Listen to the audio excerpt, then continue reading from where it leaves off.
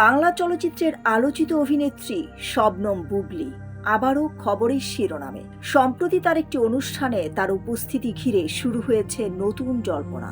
ফের কি মা হতে চলেছেন তিনি? গত 6 ফেব্রুয়ারি একটি জনপ্রিয় ব্র্যান্ডের গ্র্যান্ড ওপেনিং অনুষ্ঠানে অংশ নেন বুবলী।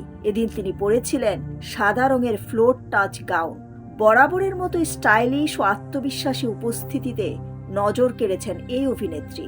তবে তার পোশাকের স্টাইল এবং চলাফেরা দেখে এবং ভঙ্গি দেখে উপস্থিত অনেকের মনেই প্রশ্ন জেগেছে, বুবলী কি আবার মা হতে চলেছেন?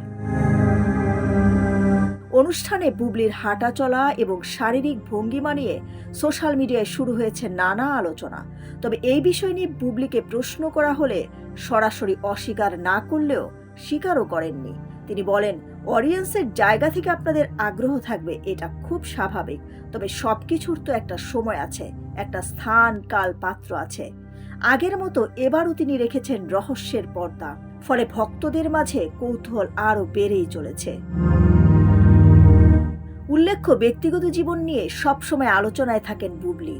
দীর্ঘদিন ধরে সাকিব খান ও বুবলীর সম্পর্কের দূরত্বের কথা শোনা গেলেও তাদের পুনরায় মা বাবা হওয়ার গুঞ্জন নতুন প্রশ্নের জন্ম দিচ্ছে।